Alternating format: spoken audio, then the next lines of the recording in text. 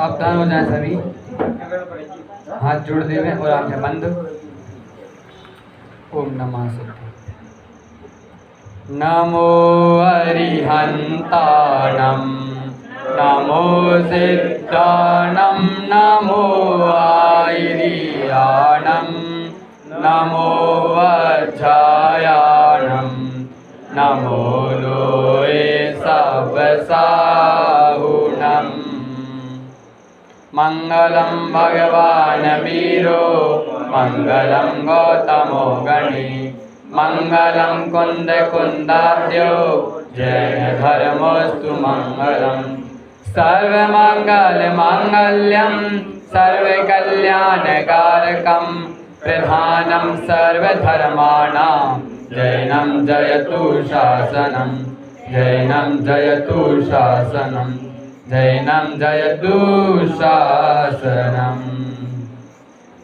उत्तम क्षमा मार्दव आर्जव भाव सोच सत्य संयम तप त्याग उपाव आकिंचन ब्रह्मचर्य धर्म 10 सार चहु गति दुख तै काढ़ी मुक्ति करतार मैं वंदना कर उन्हें शिव को पधारे जो सिद्ध हैं अतुल्य अव्यय सौख्य धारें। भाई भाई समय सार सुनो सुनाता जो भद्र बाहु श्रुत की बलि ने कहा था। बोली 10 लक्षण पर्व की उत्तम त्याग धर्म की उत्तम त्याग। आज 8वां दिवस है, उसकी हमें चर्चा करनी है। जब जब भी उत्तम त्याग की चर्चा चलती है कि उत्तम त्याग का स्वरूप क्या है, किसे कहना वास्तविक त्याग, त्याग का स्वरूप क्या है, जब उसकी चर्चा चलती है तो आज एक विशेष मुद्दा जिसे दान कहा जाता है, तो दान और त्याग इन दोनों में अंतर हम नहीं समझ पाते हैं।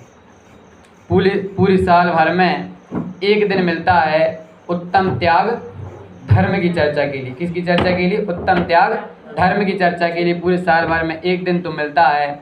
और उस एक दिन में भी हम देखते हैं सभी स्थानों पर बड़े बड़े आयोजनों में भी उत्तम त्याग को दान बता करके गौण कर दिया जाता है। जो त्याग नाम का धर्म है उसे गौण कर दिया जाता है और दान को ऊपर उठा दिया जाता है। संजीव जी एक बहुत अच्छी बात कहते हैं। वे कहते हैं कि जब हम मंदिर में कोई भी आयोजन इत्यादि होते हैं या बड़े बड़े स्थानों पर, तो उनमें कहते हैं, एक पक्ष भी रखते हैं कि भाई हम ऐसा भी कर सकते हैं कि जब कोई भी अभिषेक प्रक्षाल शांति धारा इत्यादि होते हैं तो उनमें हम बड़ी बोली के आधार पर इत्यादि पर होता है कि कौन पहले बड़ी बोली ले, इस हिसाब से होता है। उसमें एक ऐसा भी कर सकते हैं कि कौन कितना बड़ा नियम लेता है, कौन कितना बड़ा त्याग करता है, इस आधार पर भी कर सकते हैं। एक वह दृष्टिकोण है। किंतु दान भी अपनी जगह पर सही है कि दान नहीं रहेगा तो दान के बिना संस्थाएं इत्यादि कैसे चल पाएंगी। भाई भी अपनी जगह एक विचारणीय बिंदु रहता है, किंतु हमें यह अपनी मान्यता में समझ ही लेना चाहिए कि जो त्याग तो धर्म है, त्याग धर्म है और दान पुण्य है। त्याग और दान के संबंध में बहुत सारे अंतर हमारे लिए उनके माध्यम से आज जानेंगे। मूल मुद्दा आज का हमारा ये रहेगा कि त्याग और दान में अंतर क्या है, दोनों में अंतर क्या है। हम सबसे बड़ी बात जिसे कहा जाता है परम शुद्ध निश्चय है, उससे देखें यदि हम तो यह कहें तो मूल बात क्या है। सबसे मूल बात, उस गिलास में सबसे पहले आया हुआ स्वच्छ जल, अभी जिसमें कोई मिट्टी लगी तक नहीं है, ऐसा स्वच्छ का स्वच्छ बना जो हमेशा स्वच्छ बना रहेगा, ऐसा जल के समान अपनी आत्मा में एक त्यागोपादान शून्यत्व शक्ति होती है। समाचार ग्रंथ के अंत में आचार्य अमृतचंद्र देव ने वहाँ पर 47 शक्तियों का वर्णन किया है। वहाँ पर उन्होंने एक शक्ति बताई, त्यागोपादान शून्यत्व शक्ति। वह शक्ति हमसे ये कहती है कि आत्मा किसी का त्याग नहीं करता, उपादान नहीं करता, माने ग्रहण नहीं करता, उससे शून्य है। क्या कहा? शून्य है। ग्रहण और त्याग से आत्मा शून्य है। क्यों है शून्य? क्योंकि जब आत्मा में उस जल में, गिलास वाले जल में, जो स्वच्छ जल में अभी तक किसी भी प्रकार की गंदगी आई ही नहीं है, किसी भी प्रकार की मिट्टी आई ही नहीं है, वह आ सकती है तो जल में वह प्रवेश नहीं करेगी, वह अपने प्रदेशों में रहेगी, जल अपने प्रदेशों पर रहेगा। माने आत्मा में कभी भी किसी प्रकार की गंदगी आ ही नहीं सकती है। माने आत्मा ने कभी तक मिथ्यात्व, राग, द्वेष, विकारी भाव, इन तक का आत्मा ने ग्रहण नहीं किया है, तो आत्मा उनका त्याग क्या ही करेगा। किंतु पर्याय से हम बात करें तो पर्याय में राग, द्वेष, मिथ्यात्व आदि हम करते हैं, उनका हमें त्याग करना है। ये उत्तम त्याग धर्म है। पंडित जी ने जो हम सुबह पूजन पढ़ते हैं उसमें त्याग धर्म के विषय में बहुत सुंदर चर्चा उन्होंने की है कि त्याग किसे कहना और दान किसे कहना। वहाँ पर भी बताते हैं कि जो दान है और जो त्याग है, त्याग तो है निश्चय त्याग, और दान है वह व्यवहार त्याग कह सकते हो उसको हम। माने त्याग तो है धर्म और दान है पुण्य। त्याग तो है धर्म और दान है पुण्य, ऐसी बात भी वहाँ पर कहते हैं। वे लिखते हैं, उत्तम त्याग कह्यो जग सारा। उत्तम त्याग का दिन है, उत्तम त्याग कह्यो जग सारा। औषधि शास्त्र अभय आहारा। औषधि दान, आहार दान, शास्त्र दान, अभय दान, इस 4 प्रकार का दान कहा गया है। निश्चय राग द्वेष नरवारे, ध्याता दोनों दान संवारे। ऐसा वहाँ पर कहा। वे कह रहे हैं कि निश्चय से तो राग द्वेष का त्याग होना चाहिए, वह त्याग धर्म होगा, और जो 4 प्रकार के बताए दान के भेद, वह व्यवहार से धर्म है, माने वे पुण्य हैं, और जो त्याग अपना है वह धर्म है। एक अंतर तो उन्होंने एक गिनाया। एक और पंक्ति उनकी विशेष ध्यान योग्य है।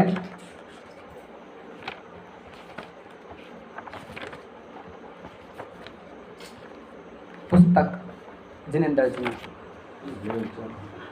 उसमें त्याग की पूजन का छंद आप निकालें।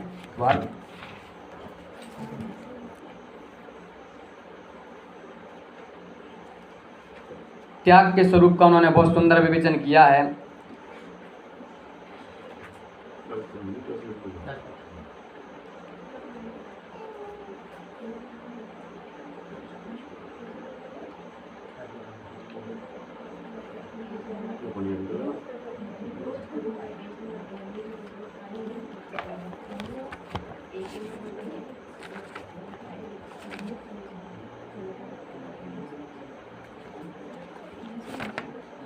हाँ, वहाँ पर क्या कहते हैं पंडित जी? वे कहते हैं, दान 4 प्रकार 4 संग को दीजिए, धन बिजुली अनुहार नर भाव लाहो लीजिए। 2 पंक्ति अपन ने पढ़ ली। हाँ, धनि साध शास्त्र अभय देवैया, त्याग राग विरोध को, बिन दान श्रावक साधु दोनों लहे नाही बोध को। यहाँ पर कहा, देखिए यहाँ पर शास्त्र और अभय के साथ यहाँ पर देवैया शब्द लगाया है, और त्याग के साथ में राग विरोध को, राग त्याग के साथ में राग को जोड़ा है, और यहाँ पर देवैया माने दान को जोड़ा है शास्त्र अभय के साथ में। तो इससे सिद्ध होता है कि इन 4 को तो दान मुख्य रूप से मोटे तौर पर दान संज्ञा देना चाहते हैं, और जो राग आदि विकारी भाव हैं उनका त्याग करने की प्रेरणा भी हमारे लिए देना चाहते हैं।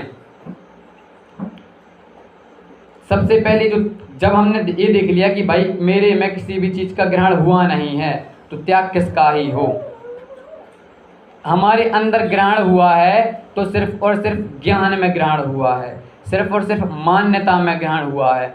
मान्यता में हमने इसको मान लिया कि ये शरीर मेरा है, ये कुर्ता मेरा है, ये मोबाइल मेरा है, ये सब हमने मान के रख लिया। ये सब हम मान्यता में आया, इन सब का राग हमारे अंदर आया, ये वस्तु हमारे अंदर नहीं आ गई, इन सब का राग, इन सब का मिथ्यात्व हमारे अंदर आया है। इसलिए त्याग होगा तो वह भी मान्यता में होगा कि हम इनको अपना मानना छोड़ें, कि इनके प्रति हम अपने राग को छोड़ें।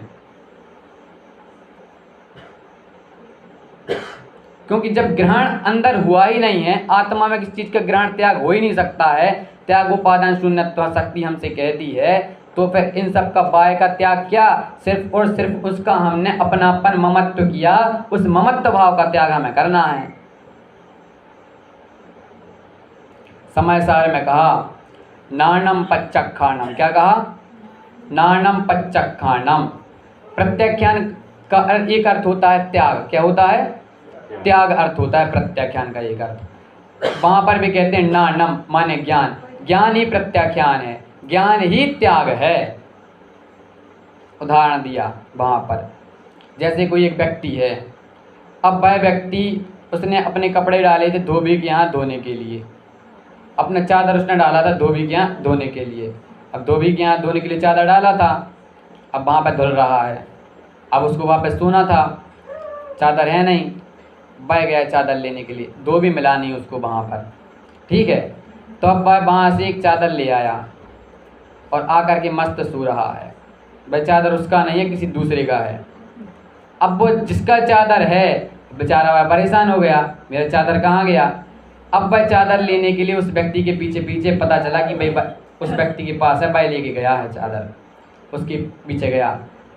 अब उसको चादर ताने, वह तो सो रहा है, चादर ताने की, उठो उठो जागो, सावधान हो, उठो, ये मेरा चादर है। कहता मेरा चादर है, मेरा चादर भी ऐसे ही था, मेरा चादर है।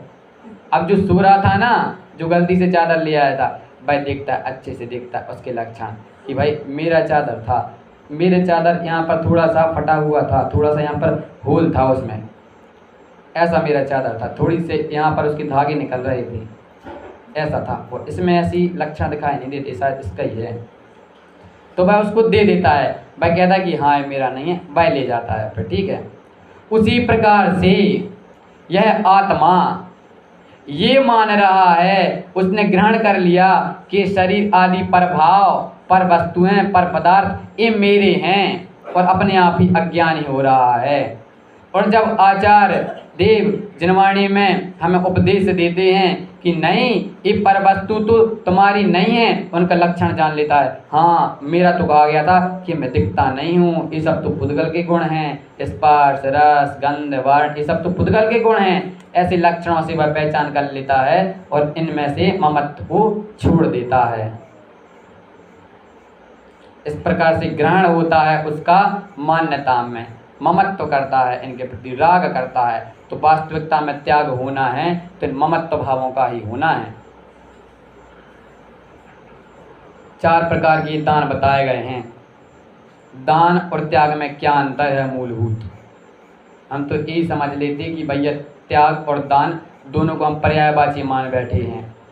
आज के दिन व्याख्यानों में, प्रवचनों में हम सब जगह यही सुनते, भाई दान की प्रेरणा सुनते हैं, दान इत्यादि को सुनते हैं। त्याग उसमें बहुत गौण हो जाता है कि 90% चर्चा तो हो गए दान की, 10% हो गए त्याग की। अब जो धर्म है मूल, उसकी चर्चा कम हो पाती है। त्याग किया जाता है वह तो अहितकारी वस्तु का किया जाता है, अहितकारी वस्तु का, और दान किया जाता है वह हितकारी वस्तु का किया जाता है। राग द्वेष मोह, राग द्वेष मोह ये सभी अहितकारी वस्तुएं हैं, इनका हम त्याग करते हैं। और जो हितकारी हैं ऐसी वस्तुओं का दान किया जाता है। जो त्याग किया जाता है उसमें अपने उपकार की भावना प्रबल होती है। त्याग किया जाता है, अब सुन रहे हैं, सुने सभी, यहाँ पर क्या कहा कि जो त्याग होता है वह तो अपने उपकार की भावना से किया जाता है कि मेरा इसमें उपकार हो, वह अपने उपकार की भावना से किया जाता है त्याग।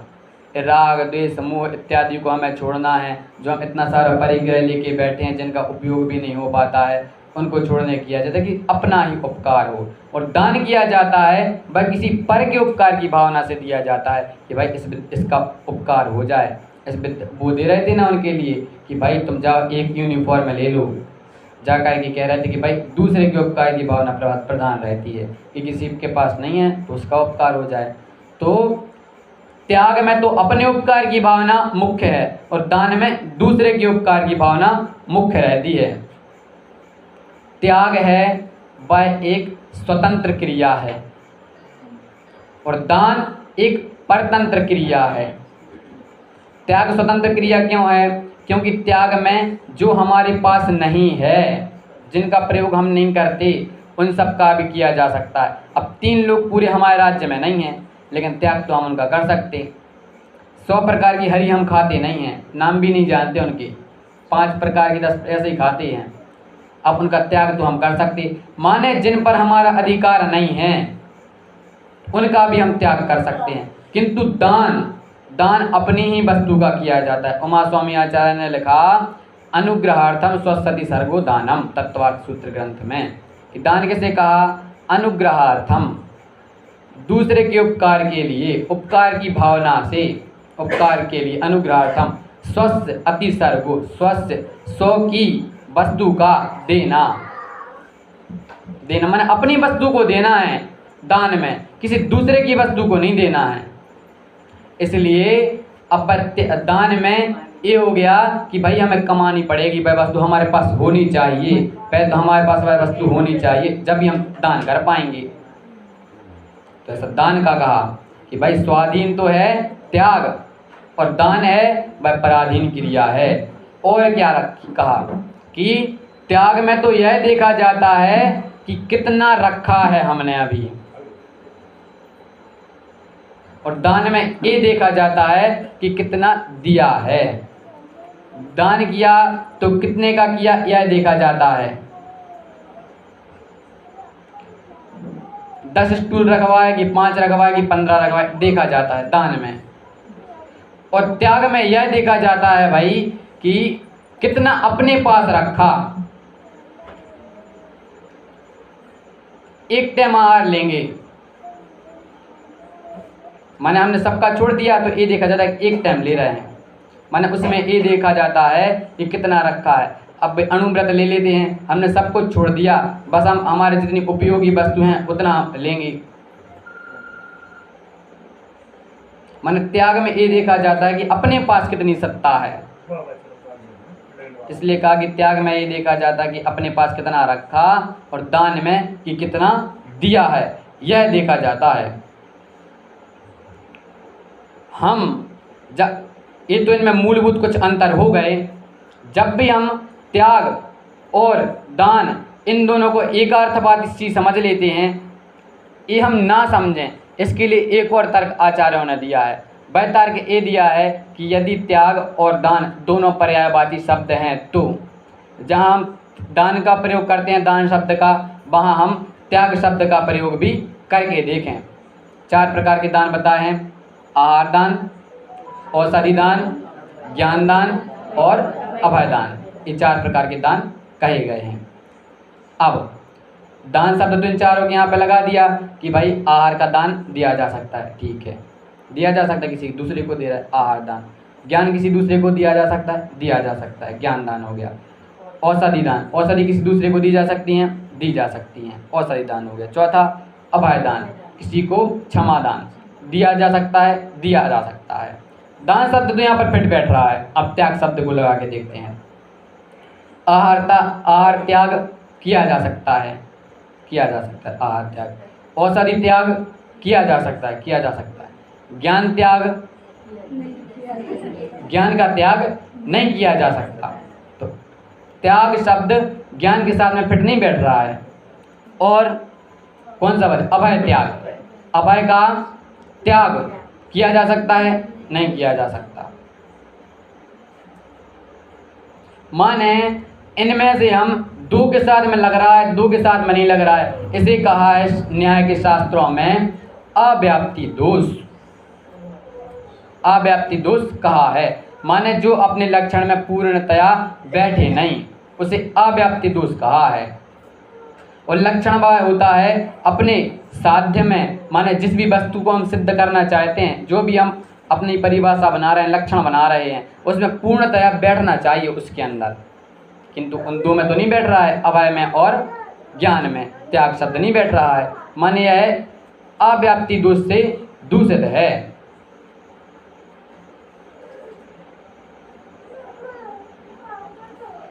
माने हमने दोनों को एक मान करके एक कर दिया, त्याग की तो हमने दुर्दशा कर दी और दान को हमने ऊंचा बना दिया। अब भी मुनिराज हैं, मुनिराज कौन कौन से? मुनिराज के लिए दो दान मुख्य कहे हैं, मुनिराज ज्ञान दान और अभय दान। मुनिराज आहार दान कर नहीं सकते, नहीं कर सकते, उनके पास होता नहीं है तो क्या करेंगे। औषधि दान नहीं कर सकते, माने मुनिराज दो प्रकार के दान ही कर सकते हैं। और श्रावक हैं, श्रावक क्या आहार दान कर सकते हैं, औषधि दान कर सकते हैं, ज्ञान दान कर सकते हैं। अभय दान की बात भिन्न है, मुनिराजों की मुख्यता से है। अज्ञानी पंचम गुण स्थानवर्ती कोई त्यागी जीव हो, उसकी विवक्षा से भी कहा जा सकता है कि भाई ये भी उनकी भूमिका अनुसार कर सकते हैं, तो मुख्यतः मुनिराजों की ही है। इसमें हम आहार दान के संबंध में देखें तो आहार देखो, दान देने वाला बड़ा होता है कि लेने वाला बड़ा होता है? देने वाला बड़ा होता है ना दान, लेने वाला, लेने वाला कि देने वाला? देने वाले यहाँ तो एक बार हाथ खड़ा करें जो मान भूमिका के अनुसार होता है वो तो, माने देने वाला अधिक मान रहे हैं, अधिक देने वाले को मान रहा है बहुमत। मुनिराज अगर वो दान मुनिराज ले तो वो मुनिराज बड़े होंगे, उसकी चर्चा कर रहा है, उसी की चर्चा पे आ रहा है जी। देने वाला हाँ, जैसे अब सुने, मुनिराज हैं, अब भी मुनिराज आहार लेने के लिए गए किसी के यहाँ पे, आहार ले रहे हैं अब भी मुनिराज। अब जो दे रहा है दातार जो है, दातार है वह दे रहा है, मुनिराज के हाथ तो नीचे हैं, अब दातार के हाथ ऊपर हैं, ऊपर हैं जिसके हाथ वह बड़ा हुआ ना जो दे रहा है। नहीं, मुनिराज सदा से बड़े हैं, भले ही वह दे रहा है दान, फिर भी मुनिराज सदा से बड़े हैं।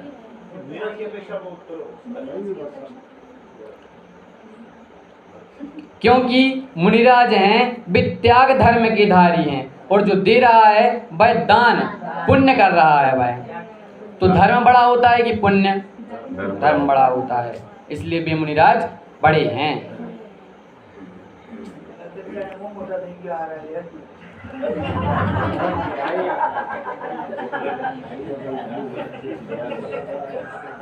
आगे भ्रांति निकाल दो ना, सही भ्रांति निकाल रहे। यदि कोई मक्खी हो, जैसे मान लें हम, मक्खी बहुत उड़ती हैं इस मौसम में, मक्खी आकर के किसी राजा की मस्तक पर बैठ जाए, ऊपर बैठ जाए, तो क्या मक्खी बड़ी हो जाएगी? राजा बड़ा रहेगा। देने वाला पात्र के हाथ भले ही आकाश द्रव्य के ऊंचे प्रदेशों पर हैं, लेकिन मुनिराज सदा से ही बड़े हैं। भले ही कोई ज्ञान दान दे रहा हो मुनिराज को, कई सारे ऐसे पंडित हुए हैं जिन्होंने बड़े बड़े मुनिराजों को, जिन्होंने बड़े बड़े आचार्यों को ज्ञान दान दिया है, शास्त्र दान दिया है, किंतु फिर भी वे मुनिराज ऊपर बैठेंगे, शिष्य जो सिखा रहा है वह नीचे बैठेगा। क्यों? क्योंकि मुनिराज के अंदर वह विशुद्धता है, उतनी तीन कसाई चौकड़ी का अभाव है। मुनिराज के अंदर वह वास्तविक त्याग धर्म है, और जो सिखा रहा है श्रावक पंडित, वह उसके अंदर भले ज्ञान हो। ऐसे एक हुए अमृतचंद्र आचार्य की, अपन पढ़ते ना, जिन्होंने आत्मख्याति टीका लिखी। कहा जाता है कि अमृतचंद्र आचार्य को पंडित आशाधर जी ने शिक्षा दी थी। पंडित आशाधर जी ने, अमृतचंद्र आचार्य, वे अमृतचंद्र आचार्य जिन्होंने कुंद कुंद आचार्य के 3 ग्रंथों पर महान महान टीकाएं लिखी हैं। दूसरी शताब्दी में वही आचार्य कुंद कुंद देव, पहली दूसरी शताब्दी में कुंद कुंद आचार्य देव। उसके बाद 10वीं शताब्दी में वो आचार्य अमृतचंद्र देव। अमृतचंद्र ने कुंद कुंद आचार्य की समय सार ग्रंथ पर टीका लिखी आत्मख्याति। उसके बीच में माने इतने वर्षों तक ऐसी कोई प्रसिद्ध टीका नहीं है जो अमृतचंद्राचार्य की आत्मख्याति टीका की बराबरी कर सके। माने आज तक सबसे प्रबल टीका मानी जाती कुंद कुंद आचार्य की, तो वह कही जाती अमृतचंद्राचार्य की आत्मख्याति टीका। ऐसा कहा जाता है कि कुंद कुंद आचार्य के हृदय में बैठ करके आचार्य अमृतचंद्र देव ने यह टीका लिखी हो। उनके 50 टीका पर आचार्य अमृतचंद्र देव ने ही लिखी समय व्याख्या टीका और प्रवचन सार पर लिखी तत्व प्रदीपिका टीका। ऐसे आचार्य अमृतचंद्र देव, और इनको पढ़ाया, कहा जाता है कि पंडित आसाधर जी ने पढ़ाया था। वे पंडित आसाधर जी जिन्होंने सागर धर्मामृत अनगार धर्मामृत नाम का ग्रंथ लिखा है। वह ग्रंथ भी बहुत बड़ा है अपने आप में, लगभग 2000 से अधिक उसमें श्लोक हैं। लेकिन फिर भी हैं वे आचार्य ही बड़े, वे मुनिराज ही बड़े। क्यों? क्योंकि उनके पास त्याग नामक धर्म है, निश्चय त्याग धर्म उनके पास है। बाकी तो बस दान कर रहा है, उसके पास पुण्य है। हम ये सुनते कि भाई त्याग दान नहीं करें, फिर दान के कारण से ही तो संस्थाएं आदि चल रही हैं। पंच कल्याणक आदि दान के ही कारण से होते हैं। मंदिर बनते हैं तो दान के कारण से ही तो बनते हैं, धन के कारण से ही तो बनते हैं। आज यदि हम धन को देखें तो धन को ही दान का श्रेष्ठ रूप मान लिया गया है, जबकि 4 प्रकार के दानों में उसकी चर्चा नहीं आई है। किंतु धन के द्वारा इनको पहले उपार्जित किया जाता है, फिर इनके द्वारा पात्र को दान दिया जाता है, तो इस विवक्षा से वह कथन उचित है। किंतु यदि सिर्फ हम दान को ही श्रेष्ठ दान मान लें और दान को ही कह करके दानवीर की उपाधि दे दी जाए तो वह उचित नहीं है। आज जो धन का दान देते हैं उनको दानवीर की उपाधि देते हुए देखी जाती है, उनको सर्टिफिकेट मिल जाते हैं दानवीर के। लेकिन जो कोई भी डॉक्टर औषधि दे रहा हो तो उसको औषधि देने वाला ऐसा कोई सर्टिफिकेट नहीं मिलता, दानवीर की उपाधि उसको नहीं मिलती। ज्ञान देने वाले को नहीं मिलती कि वह ज्ञान दे रहा है तो उनको दानवीर की उपाधि दे दी जाए। जो मुनिराज क्षमा भाव धारण करते हैं, क्षमा करते हैं प्रत्येक जीव को, कि खम्मा में सब जीवाणम सब्बे जीवा खमन तुम्हें मिट्टी में सब भूदेशु बैरम मज्जम न केणवी, कि भैया मैं सबको क्षमा करता हूँ, सब मुझे क्षमा करें। ऐसा भाव मुनिराज का 24 घंटे चलता रहता है। उनको तो सिर्फ बस संचलन कषाय है उदय में। उनकी कषाएँ इतनी मंद होती हैं कि पानी पर हम ऐसी रेखा खींचें तो वह तुरंत मिट जाए, वैसे ही उनको कोई कषाय आए तो तुरंत मिट जाए। फिर भी उनको वह कषाय उतनी सी कषाय कि पानी की उस पर ऐसी रेखा खींच रहे हैं वह मिट जाए, इतनी कषाय उनको है। फिर भी उनको वह कषाय ऐसी लगती है कि मैं तो सिगड़ी में जल रहा हूँ, भट्टी में जल रहा हूँ, ऐसा दर्द उन मुनिराज को होता है उतनी कषाय में। चाहे वह कषाय शुभ की ही क्यों ना हो, चाहे वह कषाय शास्त्र लेखन के समय की ही क्यों ना हो, चाहे वह कषाय प्रवचन करते समय की ही क्यों ना हो। क्यों? क्योंकि उस समय वे अपनी आत्मा में शुद्धोपयोग रूप रमण नहीं कर पा रहे हैं।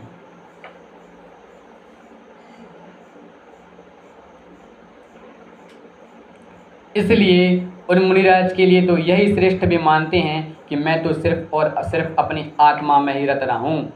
वे अपना कर्तव्य यही मानते हैं कि जो प्रभावना आदि का कार्य होता है वह स्वतः ही होता है।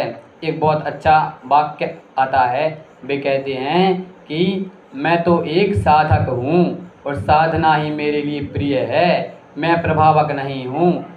क्योंकि साधना की जाती है और प्रभावना होती है। प्रभावना होती है, स्वतः होती है। साधना जो करता है उसके द्वारा प्रभावना स्वतः होती है। साधना में तो करना है, हमें खुद के द्वारा पुरुषार्थ करके करना है, लेकिन प्रभावना का कार्य होता है वह स्वतः होता है। और प्रभावना भी होती है तो जिनवाणी की होती है, जिन धर्म की होती है वहाँ कोई ऐसा मान करके करे कि मुझे यश की प्राप्ति हो, प्रभावना मेरी प्रभावना हो, तो उसे पुण्य का संचय भी नहीं हो सकता है, उसे वहाँ पर पाप का ही संचय होगा। क्यों? क्योंकि उसकी वहाँ पर लोभ की वृत्ति है, उसकी वहाँ पर इतनी तीव्र इच्छा है। इसलिए वे तो कर्तव्य मान करके एक कार्य करते हैं। उनका तो यही कर्तव्य भी मानते हैं, सर्वप्रथम तो मेरा कर्तव्य तो मेरी आत्मा में ही रहने में है, यदि मैं उसमें लीन नहीं रह पा रहा हूँ तो फिर काय का उनको सुख है। इसलिए वे मानते हैं कि जो भैया त्याग धर्म है, जो इन सब कार्यों में लग रहा हूँ, ये सब तो मेरा राग है, मैं शास्त्र लेखन कर रहा हूँ, ये मेरा राग है, मैं शिष्यों को दीक्षा दे रहा हूँ, ये मेरा राग है। इन सब को वह राग मानते हैं और चाहते हैं कि मेरा कब छूटे। किन्हीं मुनिराज को आचार्य पद इत्यादि दिए जाते हैं तो उनकी जरा सी भी इच्छा नहीं होती कि मुझे ये मिले।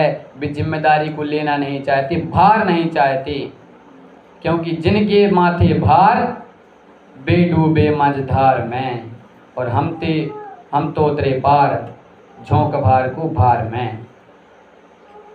अभी किसी से कहा दिया जाए कि जाओ तुम्हें जा करके यहाँ से 10,000 रुपये जा करके तुम्हें उनको देने हैं, आज नहीं देने हैं, कल सुबह जा कर के देने हैं। अब 10,000 रुपये दे दिए, अब 10,000 रुपये को रात भर अपने पास संभाल कर रहना है, उसमें थोड़ी सी हड़बड़ी मच जाएगी, अंदर से भार आ जाएगा, अंदर से थोड़ी सी आकुलता आ जाएगी कि हमें भार मिल गया है, यह कार्य पूरा करना है, अकुला जाते हैं। इसलिए मुनिराजों के संबंध में ये भी कहा जाता है कि जो मुनिराज होते हैं वे कभी ये बताते नहीं हैं कि किसी से बंधते नहीं हैं, स्वतंत्र होते हैं अपने आप में। वे अपने आप में ये बताते नहीं हैं कि भाई उनसे पूछें कि हमारे यहाँ पधारना महाराज, मुनि महाराज हमारे यहाँ पधारना, तो वे ऐसा नहीं कहेंगे कि हाउ तुम्हारे यहाँ आएंगे, पक्का है, बिल्कुल पक्का है 100%। वे कहेंगे देखो क्या होता है, अब भाई तो समय ही बताएगा। यदि वे ऐसा कह दें कि हम आएंगे तो अब भी बंध गए, अब उनके मन में वहाँ पर आकुलता आ गई, भार आ गया, असहज भी हो गए उनको कि भाई अब एक कार्य करना है, अभी पराधीन हो गए उनके कि अब यहाँ पर जाना है मुझे। अब उनका मन जब चला तो उठाए पीछे और जहाँ जाना वहाँ चले गए।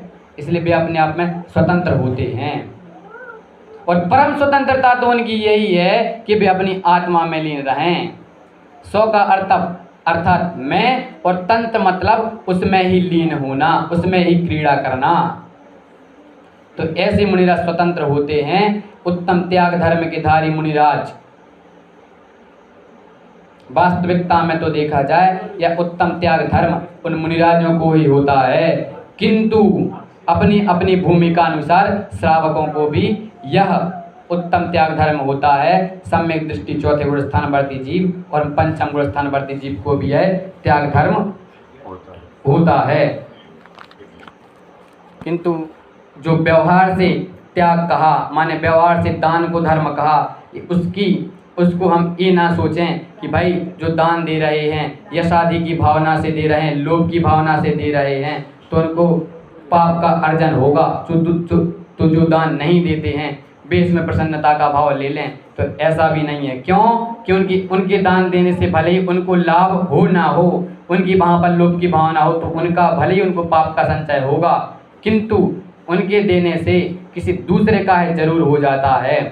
उनके दान से किसी दूसरे विद्यार्थी जरूर पढ़ जाते हैं, उनके दान से मंदिर में भले कोई जिनवाणियाँ आ जाती हैं। माने जो दान नहीं देते हैं उनसे तो भले भी हैं, किंतु दान के लिए ऐसा नहीं है कि इतना ही हम दान दें, इस चीज़ का ही दान होता है। वहाँ पर दान के लिए तो यहाँ पर कहा एक बहुत अच्छे छंद में कि अपनी भूमिका अनुसार, कि अपनी भूमिका के अनुसार हम दान दे सकते हैं, जितनी हमारी भूमिका हो।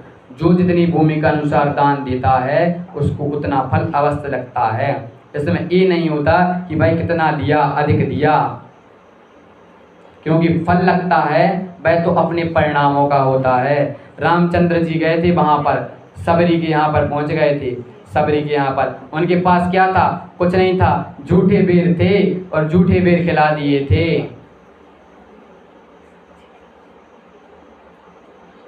माने अपनी अपनी भूमिका के अनुसार भी हम दान कर सकते हैं, किंतु इसमें हम ये विशेष ध्यान रखें कि जो दान है उसको हम त्याग धर्म में नहीं समझ लें। जो त्याग धर्म है वह इन विकारी भावों के अभाव पूर्वक अपनी आत्मा में रमण करना ही वास्तविकता में उत्तम त्याग धर्म है।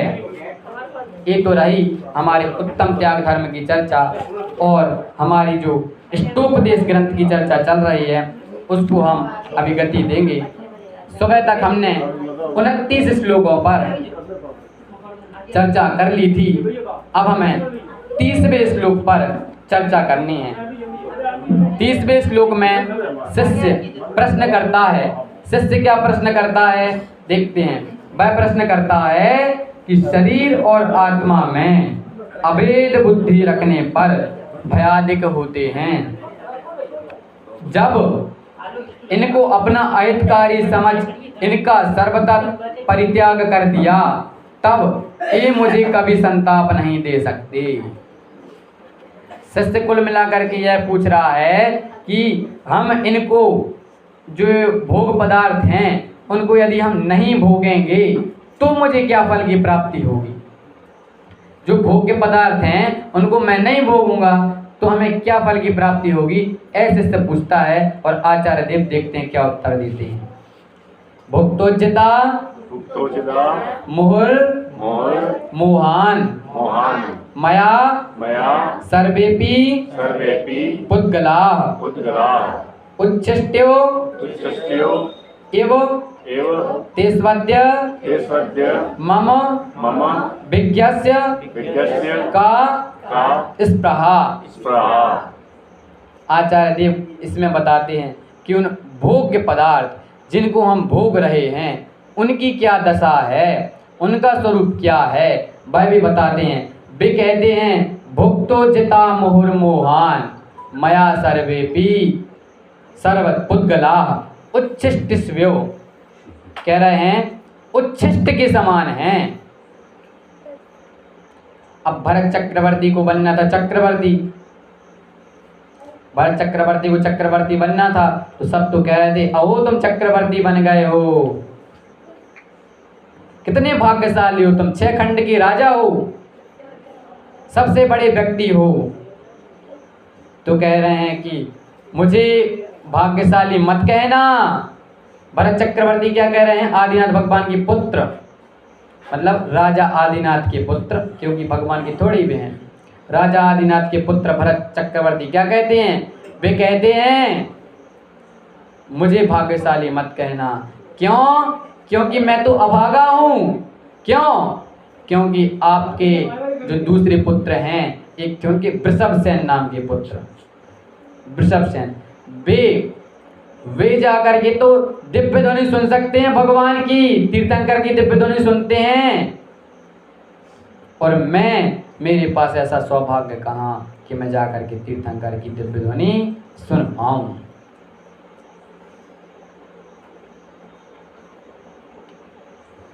वे कहते हैं कि ये तो उच्छिष्ट पदार्थ हैं।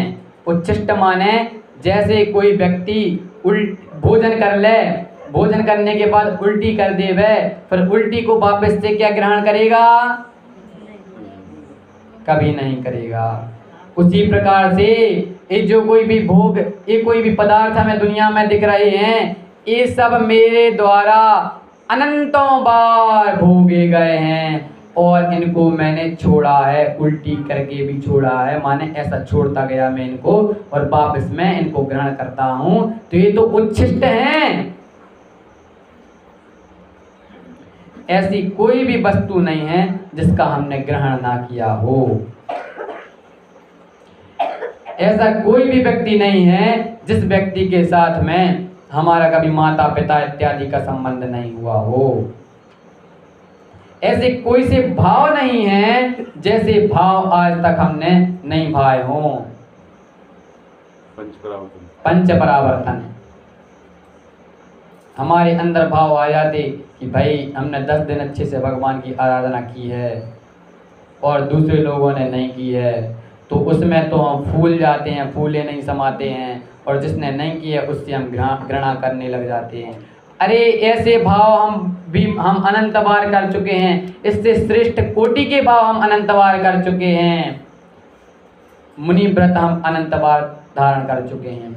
कहा जाता है कि मुनि व्रत हम इतनी बार धारण कर चुके हैं कि उनके अब वो पीछी कमंडलू हैं, उनको एक के ऊपर ऐसा पहाड़ बनाए तो सुमेरु पर्वत तक खड़े हो जाएं। माने हम सब कुछ कर चुके हैं। कहा कि भववन में जी भर घूम चुका। जी भर का अर्थ क्या? जी भर के अंतर बहुत ही रहस्य छुपा हुआ है। जी भर घूम चुका, किंतु हमारा जी अभी भी भरा हुआ नहीं है। माने इन सभी पदार्थों को हम भोग चुके हैं और फिर से इनके प्रति हम इतने अकुला जाते हैं कि अपनी जो वास्तविक सत्ता है उसकी हमने क्या दुर्दशा कर दी है। जो चीज हमारे हाथ में है उसकी हमने क्या दुर्दशा कर रखी है इन उच्छिष्ट पदार्थों के चक्कर में।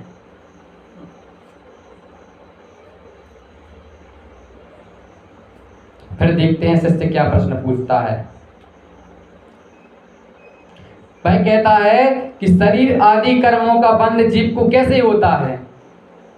जीव को शरीर आदि जो कुछ भी मिल रहे हैं, शरीर आदि कर्म मिल रहे हैं, उनका बंध कैसे होता है। तो आचार्य महाराज देखते हैं क्या उत्तर देते हैं।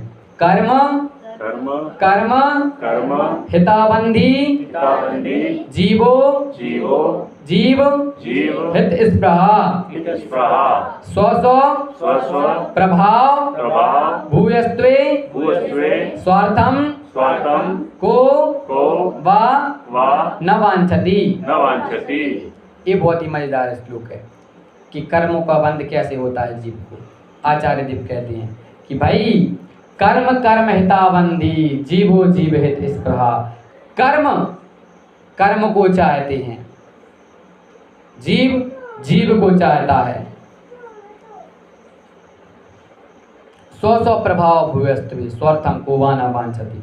अपने स्वार्थ को कौन नहीं चाहता। स्व प्रभाव से, अपने अपने प्रभाव से। जब कर्म बलवान होते हैं तो वे और कर्मों का संचय करते हैं, और कर्मों को बुलाते हैं।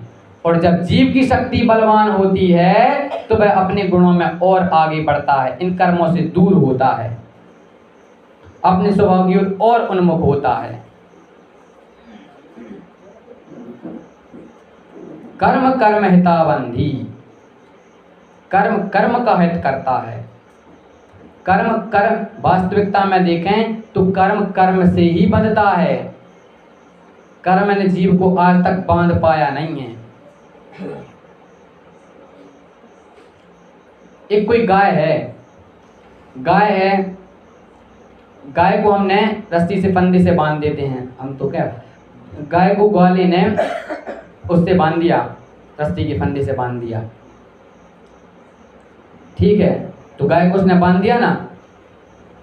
उसने गाय को कहाँ बांधा, जो वो गठान लगी वो रस्सी में, रस्सी की गठान लगी ना।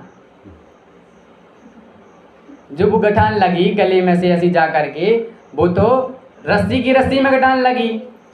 गाय को बांध पाई क्या वह रस्सी? नहीं बांध पाई। उसी प्रकार से जो कर्म है, कर्म आज तक इस कर्म में ही बंधन कर पाए, इस आत्मा में बंधन नहीं कर पाए। किंतु फिर भी हमने ऐसा माना, ये जो कर्म आया, शरीर रूपी कर्म आया, उसमें हमने ऐसा मान लिया, हमारी विपरीत बुद्धि, हमारी ऐसी मनोस्थिति उसमें ऐसी हो गई कि विनाशकाली विपरीत बुद्धि का है, उसके लिए 100 उपमाएं कम हैं। हमारे मिथ्यात्व, महामिथ्यात्व, अब मिथ्यात्व को भी महाशब्द लगाना पड़ रहा है।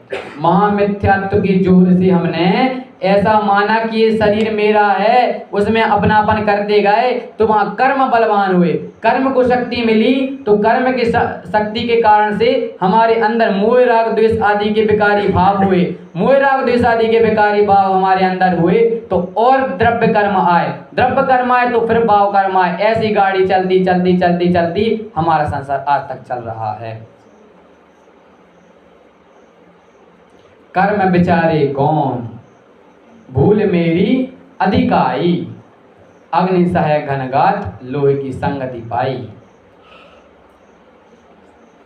कर्म क्या करते हैं, हमें कर्म रुला रहे हैं। अरे कर्मों ने तो भगवान को नहीं छोड़ा, सही बात है ना, कर्मों ने तो भगवान को नहीं छोड़ा। अरे उनको कर्मों ने भगवान को छोड़ दिया तभी तो वे भगवान बने। पारसनाथ भगवान तो पिट रहे थे, पद्मावती धर्मेंद्र उनको बचाने के लिए नहीं आती तो वे तो पिट रहे थे।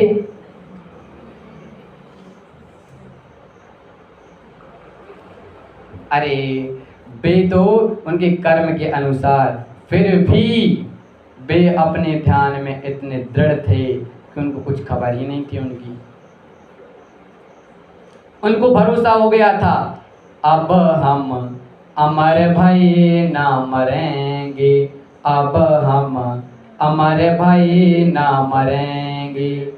मैं तो अमर हो गया हूँ, मैं तो अमर तत्व हूँ, अजर अमर हूँ। अभी कहा था ना मैं मृत्यु को तो भीतर, मेरी मृत्यु नहीं हो सकती, नहीं हो सकती। 80 साल के बाद चले तो जाते हैं, उससे पहले ही चले जाते हैं। तो कहा कि पै तो एक उपचार मरण है, शरीर की अपेक्षा से कहा गया है कि जितने भी संयोग हमें दिखाई देते, शरीर आदि कुटुंब आदि जितने भी हमें संयोग दिखाई देते, घर मकान जो कोई भी बाहर हैं, इन सब का एक समय में एक साथ छूट जाना, उसका नाम मरण कहा जाता है। किंतु वास्तव में मरण होता नहीं है। हमारा शरीर और आत्मा के बिछुड़ने को मरण कहा, किंतु आत्मा का तो मरण हो ही नहीं सकता है।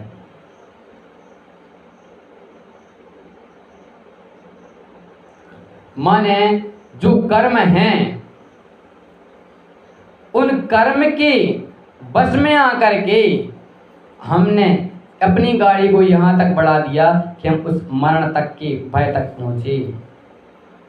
ये तो आम बात है। हम कितने भयों में भयभीत रहते, दिन भर हम भयभीत रहते हैं प्रत्येक प्रकार के भय से, किंतु ये भय हमारे अंदर नहीं आया कि यदि अब भी हम सावधान नहीं हुए, अभी भी हम सच्चे मार्ग पर आगे नहीं बढ़े, तो हमारा क्या होगा।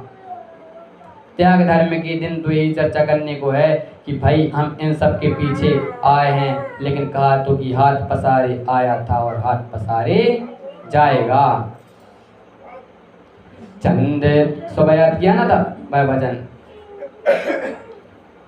चंद दिनों का जीना रे बंदे, कैसे कर्म कमाएगा।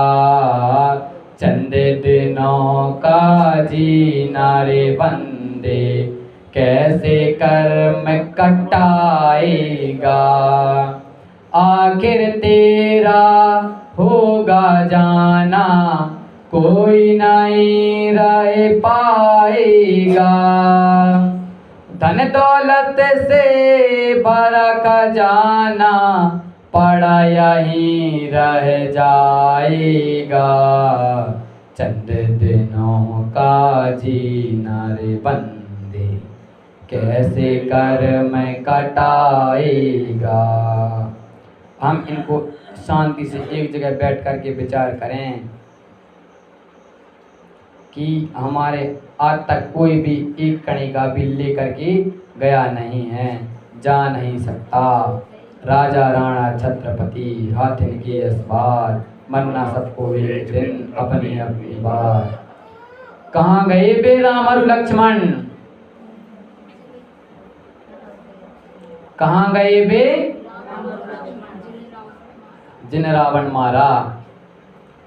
कहाँ कृष्ण रुक्मणी सतभामा, आरु संपत्ति सगरी, और फिर लोभी गौर जूझ भरे रण में, और बबीत सुवर्ण की नगरी। उनकी वह नगरी कौन सी नगरी, द्वारिका, द्वारिका नगरी, सुवर्ण की नगरी। कहाँ गई वह नगरी, सब चली गई।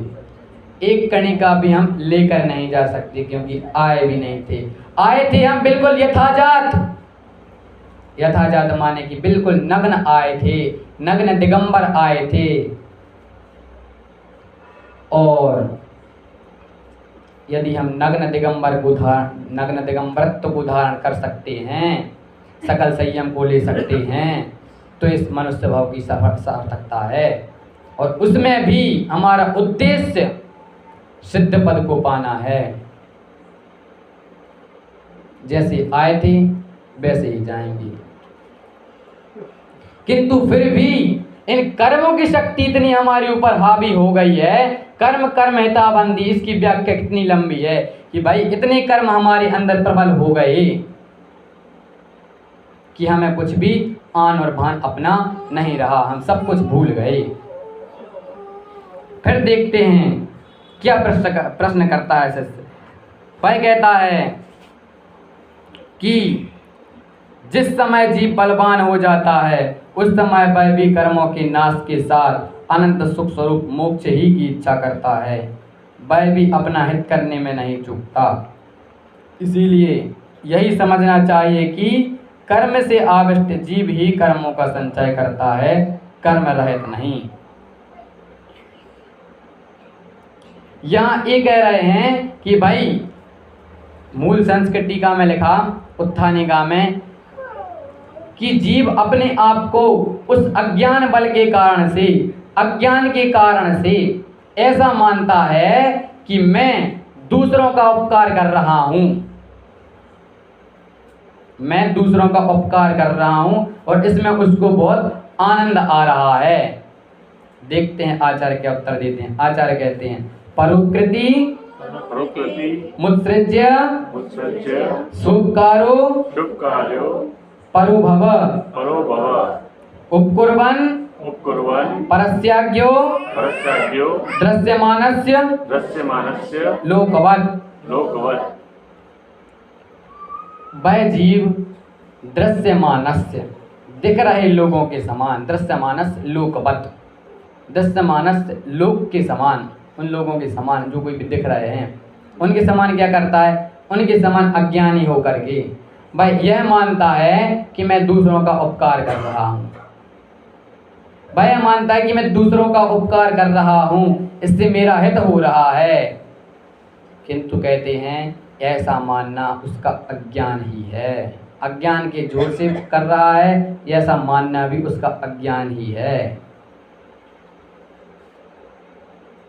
हमें पुण्य के उदय से पाप मिलते हैं, किया तो हमने बहुत पुण्य था कि भाई हमने सब कुछ अच्छे अच्छे कार्य किए थे, हमने धर्म भक्ति इत्यादि कार्य किए, लौकिक में भी अच्छे कार्य किए, दान इत्यादि दिया, लोगों की भलाई की, अपने सत्कार्यों में कोई कमी नहीं छोड़ी, ऐसे हमने कार्य किए।